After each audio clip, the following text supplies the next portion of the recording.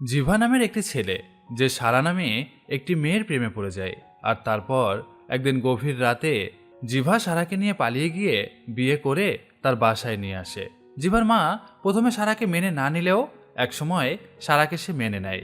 কিন্তু হঠাৎ একদিন জিভা দূরে এক জায়গায় কাজে যাওয়ার পর গভীর রাতে জিভার মা আর একজন ব্যক্তিকে নিয়ে সারার গলায় ফাঁস লাগিয়ে দেয়। সারা বুঝতেও পারে না যে কী কারণে তাকে মেরে ফেলা হচ্ছে। অন্যদিকে জিভাকে এক ভয়ঙ্কর অপরাধে পুলিশ অ্যারেস্ট করে এবং তাকে এনকাউন্টার করে মেরে ফেলার সিদ্ধান্ত নেয় তারা। কিন্তু জিভা কি এমন ভয়ঙ্কর অপরাধ করলো যার কারণে পুলিশ তাকে জানে মেরে দিতে চায়? জিভা কি কোনো গোপন রহস্য জেনে গিয়েছিল, নাকি সে নিজের হাতেই নিতে চেয়েছিল তার সঙ্গে ঘটে যাওয়া সমস্ত অন্যায়ের প্রতিশোধ? আমরা এটাই জানবো আজকের মুভিতে। তো আজকে এক্সপ্লেন করতে চলেছি সম্প্রতি মুক্তিপ্রাপ্ত একটি রোমান্টিক সাইকোলজিক্যাল থ্রিলার মুভি। মুভির নাম পিরান বুম পেরুন গো বামম। গল্পের শুরুতে আমাদের জিবা নামের একটি ছেলেকে দেখানো হয় যে ট্রেনে কোথাও যাচ্ছিল। তাকে দেখে খুব শান্ত, ভদ্র এবং নিরহ মনে হলেও সে আসলে একদমই নিরহ নয়। সে গভীর রাতে ওই ট্রেনের ভিতরেই একটা মানুষকে মেরে ফেলেছে, আর তারপর তার কিছুটা অংশ সে ফেলে দিয়েছিল ট্রেন লাইনের উপরে, আর বাকি অংশটা সে বেঁধে রেখেছে ট্রেনের সঙ্গেই। ভোর হতেই দিবা একটি হাসপাতালে ফিরে যায়। আসলে জিবা এই হাসপাতালেই ওয়ার্ড বয়ের কাজ করে। এরপর জিবা হাসপাতালের ক্যান্টিনে বসে ওই হাসপাতালের ডিন নামে একজন ব্যক্তির সম্পর্কে কথা বলতে থাকে। ডিন এই হাসপাতালের সবকিছু দেখাশোনার দায়িত্বে রয়েছে। জিবা সেই লোকটিকে বলে যে ডিন হাসপাতালে কিছু অবৈধ কাজকর্ম করছে। জিবার এই কথাগুলো সংবাদ মাধ্যমেরও কানে চলে যায়, আর তারপর তারা এটাকে পত্রিকায় ছাপিয়ে দেয়, যার ফলে খবরটি ভাইরাল হয়ে যায়। অন্যদিকে আমাদের মুথুত পান্ডে নামে একজন ব্যক্তিকে দেখানো হয়, যিনি একজন স্বাস্থ্যমন্ত্রী। এই মুথুত পান্ডে আগে একটি গ্রামের কাউন্সিলর হিসাবে কাজ করত, আর তারপর ধীরে ধীরে সে হয়ে ওঠে স্বাস্থ্যমন্ত্রী। তবে সে মানুষ হিসাবে একদমই ভালো ছিল না। লোককে ঠকানো, নিজের জাত নিয়ে অহংকার এবং বিভিন্ন অপরাধমূলক কাজে যুক্ত থাকাই ছিল তার প্রধান কাজ। এদিকে মিডিয়ার লোকজনেরা এই খবরটি ভাইরাল করে দেয়, আর ভাইরাল হয়ে যাওয়ার পর সেই সাংবাদিকরাই মুথুত পান্ডেকে জিজ্ঞাসা করে যে হাসপাতালে বিভিন্ন রকম অবৈধ কাজ চলছে, এটা কি সত্যি? কিন্তু স্বাস্থ্যমন্ত্রী তার কোনো উত্তরই দেয় না। অন্যদিকে ডিন এই খবর ভাইরাল হয়ে যাওয়ার পর জিবাকে বকাবকি করতে থাকে, বলে যে তোমার জন্য আমাদের হাসপাতালের বদনাম হচ্ছে। তোমাকে কে বলেছে যে এই হাসপাতালে অবৈধ কাজকর্ম চলছে? জিবা বলে, স্যার, আমি তো এসব বিষয়ে কিছুই জানি না, আর আমি তো কাউকে কিছু বলিও নি। মিডিয়ার লোকজন যা ইচ্ছা তাই বলতে শুরু করেছে, এর সঙ্গে আমার কোনো যোগাযোগ নেই। কিন্তু ডিন জিবার কোনো কথাই শোনে না। সে জিবাকে ওই হাসপাতাল থেকে তাড়িয়ে দেয়। এদিকে সেই মন্ত্রী মুথুত পান্ডের কাছে রত্নাবেল নামের একজন লোক আসে। রত্নাবেল মূলত মুথুত পান্ডের ডান হাত। কিছুক্ষণ পর শক্তিভেল নামের আর একজনও সেখানে আসে। শক্তিভেল তার নিজস্ব জাতের একটা বড় নেতা, আর মুথুত পান্ডে, রত্নাভেল এবং শক্তিভেল এই তিনজনই একই জাতের মানুষ, তাই এই জাত নিয়ে তাদের ভীষণ অহংকার। ঠিক তখনই টিভিতে খবর আসতে শুরু করে হাসপাতালে ছোট ছোট বাচ্চারা নিখোঁজ হচ্ছে, হেলথ মিনিস্টার কি করছেন? আর তখন মিডিয়া স্বাস্থ্যমন্ত্রীর উপরে প্রশ্ন তুলতে থাকে। এসব দেখে মুথুত পান্ডে রেগে গিয়ে ওই হাসপাতালের ডিনকে ডেকে পাঠায়। ডিনকে জিজ্ঞাসা করতে থাকে, হাসপাতালে বাচ্চা নিখোঁজ হচ্ছে, তুমি কি করছো? মিডিয়া তো আমার ইমেজটা পুরাই নষ্ট করে দিচ্ছে। ডিন বলে, স্যার, হাসপাতালে এরকম কিছুই হচ্ছে না, তবে হাসপাতালে কাজ করা এক ওয়ার্ড বয় জিবা, সে মিডিয়ার কাছে এসব কথা বলেছে বলে আমার ধারণা, আর সেই কারণেই মিডিয়া এইসব খবর করছে। মুথুত পান্ডে বলে, ঠিক আছে, আমি পুলিশ পাঠিয়ে তাকে ধরিয়ে আনছি। আর এরপর মুথুত পান্ডে এক লেডি এসপিকে জিবার বিষয়ে জানায়। এসপি আবার ডিএসপিকে ডেকে বলে, জিবাকে গ্রেপ্তার করো। ডিএসপি জিবাকে বিভিন্ন জায়গায় খুঁজতে খুঁজতে একটি জায়গা থেকে তাকে অ্যারেস্ট করে, আর তারপর তাকে থানায় না নিয়ে গিয়ে একটি ছোট লজে নিয়ে গিয়ে জিজ্ঞাসাবাদ শুরু করে। আর এই জিজ্ঞাসাবাদ করার সময় জিবা ডিএসপিকে এমন কিছু জানায় যা শুনে ডিএসপি তো পুরাই অবাক হয়ে যায়। জিবা ঠিক কি বলেছিল তা আমরা একটু পরেই জানতে পারবো। এরপর ডিএসপি সেই এসপির কাছে গিয়ে জিবার বলা সব কথা জানায়। এসপি বলে, যদি এই খবর মিডিয়ায় ছড়িয়ে পড়ে অনেক বড় বড় মানুষ ঝামেলায় পড়ে যাবে, আমাদের এই কেস খুব সাবধানে হ্যান্ডেল করতে হবে। তুমি দ্রুত জিবাকে নিয়ে ম্যাজিস্ট্রেটের কাছে যাও, রিমান্ডের আবেদন করো, কেউ যেন কিচ্ছু জানতে না পারে যে জিবাকে আমরা গ্রেপ্তার করেছি। সেই রাতেই ডিএসপি জিবাকে নিয়ে বিচারকের কাছে গিয়ে 15 দিনের রিমান্ড মঞ্জুর করিয়ে নেয়। এরপর ডিএসপি নিজের মতো করে তদন্ত শুরু করে এটা জানার জন্য যে জিবার বলা কথাগুলো সত্যি নাকি মিথ্যা। ডিএসপি জিবার ব্যাপারে সত্য জানার জন্য জিবার গ্রামে যায়। গ্রামের আশেপাশের লোকেদের কাছে জিজ্ঞাসা করে অবশেষে জিবার বাসা সে খুঁজে বের করে। আর সেখানে পৌঁছে সে দেখে যে সেখানে রয়েছে শুধু জিবার মা। ডিএসপি জিবার মায়ের কাছে জিজ্ঞাসা করে, আপনি কি জিবাকে চেনেন? জিবা কি আপনার ছেলে? কিন্তু জিবার মা পুলিশ অফিসারদের দিকে তাকায় ঠিকই, কিন্তু কোনো প্রশ্নেরই উত্তর দেয় না। ঠিক তখনই জিবার বাসার সামনে অনেক পুলিশ দেখে কিছু গ্রামবাসী এগিয়ে আসে আর ডিএসপিকে জিজ্ঞাসা করতে থাকে, স্যার আপনি এখানে কেন এসেছেন, কি হয়েছে? আসলে জিবার মা কারোর সাথে কথা বলে না। জিবা যখন থেকে এই বাসা ছেড়ে চলে গেছে, জিবার মাও তখন থেকে আর কারো সাথে কোনো কথা বলে না। ডিএসপি তার কাছে দাঁড়িয়ে থাকা এক ব্যক্তিকে জিবার সম্পর্কে জিজ্ঞাসা করলে সেই ব্যক্তি ডিএসপিকে জানায় জিবার পুরনো কিছু ঘটনা। অনেক বছর আগে বনিলা নামের একটি মেয়ে নিজের থেকে নিচু জাতের এক ছেলের সঙ্গে প্রেমে পড়ে। এই সম্পর্কের কথা জিবার আগেই জানা ছিল। জিবা তাদের দুজনকে গ্রাম থেকে পালাতে সাহায্য করতে থাকে, কিন্তু সেই রাতেই গ্রামের কিছু লোক বনিলা আর তার প্রেমিকাকে একসাথে দেখে ফেলে। পরদিন সকালেই তারা একটি পঞ্চায়েত বসায়। বর্তমান হেলথ মিনিস্টার মুথুত পান্ডে তখন সেই গ্রামের একজন বিশেষ মানুষ ছিল। মুথুত পান্ডে, রত্নাভেল আর শক্তিভেল এই তিনজনই এই একই গ্রামের মানুষ এবং একই জাতের মানুষ। রত্নাভেল পঞ্চায়েতে বলে, এরা গ্রামের নিয়ম ভেঙেছে, এদের ছেড়ে দিলে গ্রামের অন্যরাও এই একই কাজ করবে, এদের কঠিন শাস্তি দিতে হবে, তাহলেই সবাই শিক্ষা পাবে। এরপর তারা বনিলার মুখে এমন একটা পদার্থ ঢেলে দেয় যেটা বনিলার মুখে যাওয়া মাত্রই বনিলা পাগল হয়ে যায় আর বনিলার চোখের সামনেই তার প্রেমিকের গায়ে পেট্রোল ঢেলে আগুন লাগিয়ে জীবন্ত পুড়িয়ে মেরে ফেলে। তারপর গ্রামবাসীদেরও হুমকি দেয় যে যদি কেউ ভবিষ্যতে নিজ জাতির কারো সঙ্গে প্রেম করে তাদেরও ঠিক এই রকম পরিণতি হবে। এই ঘটনার সময় জিবাও পঞ্চায়েতে ছিল, তার মাও ছিল। জিবার মা তৎক্ষণাৎ জিবাকে নিয়ে সেখান থেকে চলে যায়, কারণ যদি তারা জানতে পারত জিবাই সেই প্রেমিক প্রেমিকাকে পালাতে সাহায্য করেছে তাহলে জিবাকেও তারা মেরে ফেলত। এই ভয়েই জিবার মা তাকে উচ্চশিক্ষার জন্য কেরালা পাঠিয়ে দেয়। এভাবে সবকিছু জানার পর ডিএসপি জিবার সম্পর্কে আরও জানতে কেরালার পথে রওনা হয়। মুভির এই পর্যায়ে আমি আপনাদের একটি অ্যাপ সম্পর্কে বলতে চাই। যদি আপনি এটা শুনতে ইন্টারেস্টেড না হন তাহলে 1 মিনিট স্কিপ করে যান। অনেকেই বলে খেলা দেখার মজা ঠিকই আছে, কিন্তু আসল টেনশন আর থ্রিলারটা আসে তখনই যখন নিজের অনুমানটা সঠিক হয়। আমরা জানি আপনারাও চান একটু আলাদা এক্সপেরিমেন্ট, তবে সেই এক্সাইটমেন্ট হোক স্মার্ট এবং সেফ। এজন্যই আমরা এনেছি এক ভিন্ন প্ল্যাটফর্ম যেখানে খেলাটা উপভোগ করার পাশাপাশি আপনার অনুমানও থাকবে গেমের অংশ। এখানে সবকিছু সহজ, ঝামেলাহীন এবং সেফ ভাবে করা হয়েছে। শুধু ম্যাচ উপভোগ করুন আর অনুমান করে গেম খেলে দেখুন আপনার স্পোর্টস সেন্স কতটা শক্তিশালী। আর এখানে লেনদেন করতে পারবেন সরাসরি বিকাশ, নগদ ও রকেট দিয়ে। ভাবুন তো, আপনার সঠিক সিদ্ধান্ত যদি আপনাকে ছোট্ট একটা বাড়িতে আনন্দ এনে দেয় তাহলে গেমটাই অন্যরকম লাগবে। যা শুনলেন এটা শুধু শুরু, আসল জিনিসটা পিন করা কমেন্টে আপনার জন্য অপেক্ষা করছে। একবার দেখে নিন, মিস করলে আফসোস করবেন। আর হ্যাঁ, আমার প্রোমো কোড কিন্তু এটা দিয়ে রেজিস্ট্রেশন করুন, সেখানে থাকছে আরো চমক। তবে ভাই, এখানে কিন্তু আর্থিক ঝুঁকি রয়েছে, তাই আপনি যেটা করবেন অবশ্যই ভেবেচিন্তে করবেন। আর আমি ভাই পেটের টানে এটা করছি, আমাকে করতে তো হবেই, কিন্তু আপনি এটা নেবেন কিনা সেটা আপনার ব্যাপার। তো চলুন আবার মুভিতে ফিরে আসা যাক। সিন আবার ফ্ল্যাশব্যাকে চলে যায়। জিবা কেরালায় এসে কলেজে পড়াশোনা করতে থাকে আর তার পাশাপাশি একটি লজে পার্ট টাইম চাকরিও করে। ওই একই শহরে সারা নামে একটি খ্রিস্টান মেয়েও থাকতো। একদিন সারা গির্জায় এসে ফাদারের সঙ্গে দেখা করে নিজের সমস্যার কথা বলতে থাকে। ফাদার, আমার বড় বোনের অবস্থা খুব খারাপ, সে প্রায় শয্যাশায়ী। আমি জানি না আর কতদিন সে বাঁচবে। আমার দুলাভাই শুধু আমার বোনের মৃত্যুর অপেক্ষা করছে, কারণ আমার বোন মারা গেলেই সে আমাকে বিয়ে করতে চায় এবং আমার মাও এই ব্যাপারে তাকে সমর্থন করেছে। এই কথা বলতে বলতে সারা কান্নায় ভেঙে পড়ে। ফাদার তাকে সান্ত্বনা দিয়ে বলে, সারা, দুঃখ করো না, তোমার জীবনে এমন একজন মানুষ অবশ্যই আসবে যে তোমার সব সমস্যা দূর করে দিবে। সন্ধ্যায় গির্জায় এক উৎসব চলছিল। সারাও সেই উৎসবে অংশ নিতে গির্জায় আসে। উৎসব শেষে সারা যখন বাসায় ফিরছিল তখন একটি বড় ব্যানার তার উপর পড়ে যেতে যাচ্ছিল।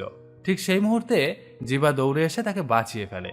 জিবা তখন সেখানে কাজ করছিল, তবে সেদিন সারা সান্টা ক্লজের মাস্ক পরেছিল, তাই জিবার পক্ষে তার মুখ দেখা সম্ভব হয়নি। পরদিন জিভার কলেজে প্রথম দিন এবং একই কলেজেই সারাও পড়ে। ক্লাসে জিভাকে দেখে সারা খুব অবাক হয়ে যায়। তারপর তার কাছে গিয়ে তাকে বলে যে আগের দিনের জন্য থ্যাংক ইউ। জিভা বুঝতে পারে না যে আসলে এই মেয়েটা কে আর কেনই বা হঠাৎ করে তাকে ধন্যবাদ জানাচ্ছে। আর তখনই সারা তার পরিচয় দেয়। জিভা তখন বলে, ও গতকাল যাকে আমি বাঁচিয়েছিলাম সেই তুমি। খুব অল্প সময়ের মধ্যেই জিভা আর সারা খুব ভালো বন্ধু হয়ে ওঠে। এভাবেই তাদের দিনগুলো কাটতে থাকে। জিভা, সারা, তাদের ক্লাসমেট সবাই মিলে খুব আনন্দে কলেজ লাইফ কাটায়। কিছুদিন পর তাদের পরীক্ষা শুরু হওয়ার কথা। সারা খুব টেনশনে রয়েছে। জিভা তাকে জিজ্ঞাসা করে যে তুমি এত টেনশন কেন করছো? সারা বলে, টেনশন পরীক্ষার জন্য নয়, আমাদের বাসায় সমস্যার জন্য। আর তারপর সারা জিভাকে তার সমস্ত সমস্যার কথা খুলে বলে। আর তারপর সে বলে যে এইসব কারণেই আমি ভালোভাবে পড়তে পারছি না, আমার ভয় হচ্ছে আমি ফেল করে যাব। জিভা তাকে সাহস দিয়ে বলে, ভয় পেও না সারা, আমি আছি তো। পরীক্ষায় প্রতিটি বিষয়ে জিভাই সারার পাশে দাঁড়িয়ে তাকে সাহায্য করে। সারার পরীক্ষাও খুব ভালো হয়। কিছুদিন পর সারার বোন মারা যায়। দুলাভাই মনে মনে ঠিক করে আর 2 মাস পরে সারার পড়াশোনা শেষ হলেই সে সারাকে বিয়ে করে নিবে। সারার মাও সারাকে চাপ দিতে থাকে। সে সারাকে বলে, তুই যত তাড়াতাড়ি তোর দুলাভাইকে বিয়ে করবি তত তাড়াতাড়ি আমার দায়িত্ব শেষ হবে, বুঝেছিস? বেচারা সারা ভাবতে থাকে যে এই সমস্যা থেকে সে কিভাবে বাঁচবে। ঠিক তখনই তার মনে পড়ে যায় সেই ফাদারের কথা। ফাদার বলেছিল, তোমার জীবনে একজন মানুষ আসবে যে তোমাকে সমস্যা মুক্ত করবে। পরদিন সারা জিভাকে একটি জায়গায় ডেকে তাকে প্রপোজ করে এবং বলে যে জিভা, আমি তোমাকে ভালোবেসে ফেলেছি। কিন্তু জিভা প্রপোজের কথা শুনে পুরাই অবাক হয়ে যায়, কারণ জিভার গ্রামে যে ভয়ঙ্কর ঘটনা ঘটেছিল সেটা জিভা এখনো ভুলতে পারেনি, যেখানে প্রেমের জন্য দুজনকে পুড়িয়ে মারা হয়েছিল। সেই কারণে জিভার মনে জাতিকেন্দ্রিক একটা ভয় এখনো রয়ে গেছে। এদিকে সারা তো অন্য ধর্মের মেয়ে। ভয় দ্বিধায় জিভা সারাকে ভালোবাসতে চাইলেও মুখে না বলে দেয়। সারা কান্নায় ভেঙে পড়ে আর তারপর সে সেখান থেকে চলে যায়। ফাইনালি সারার পরীক্ষা একদিন শেষ হয়ে যায়। তার দুলাভাই কলেজে এসে তাকে নিয়ে চলে যায়। সারার বান্ধবী জিভাকে বলে যে কাল থেকে সারার জীবন পুরাই বদলে যাবে। বেচারি সারা কিভাবে যে সবকিছু সামলাবে কিছুই জানি না। এই সমস্ত কিছু জানার পর জিভাও মনে মনে সিদ্ধান্ত নেয় যে যা হওয়ার হোক, জাত ধর্ম পরে দেখা যাবে, আমি সারাকে একা ফেলে রাখতে পারবো না।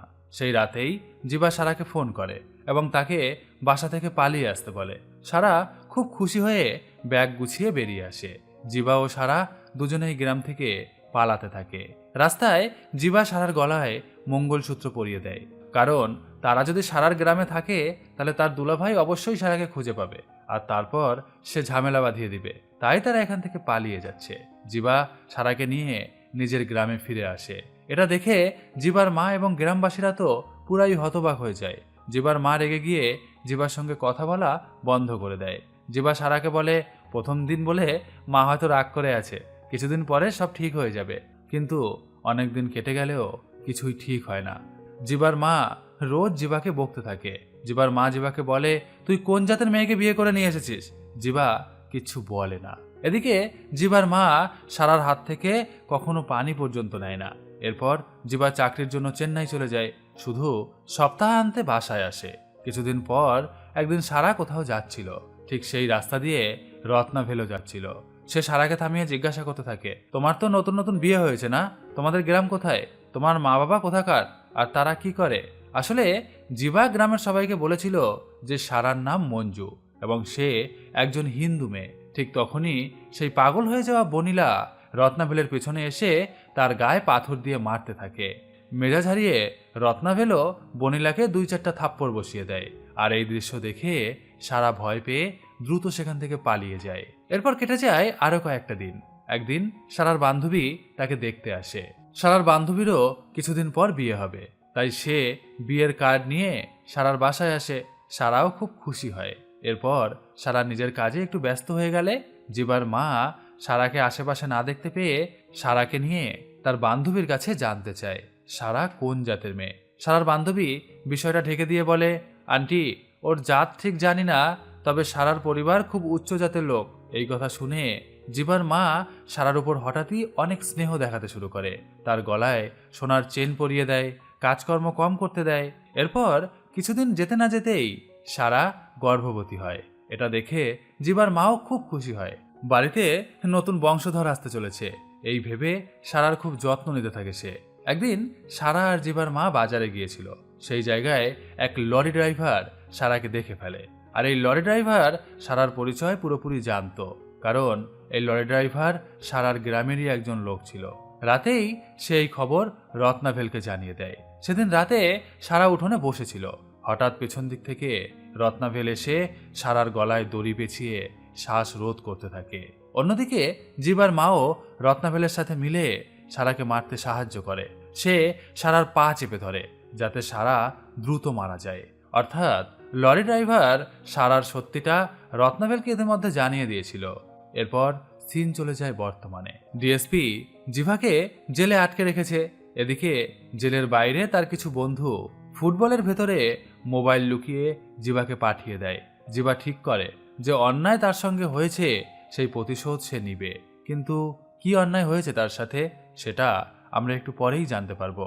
প্রথমে জিভা মুথুত পান্ডেকে ফোন করে বলে, হ্যালো মুথুত পান্ডে, তোমার পর তো তোমার ছেলেই তোমার উত্তরাধিকার হবে, তাই না?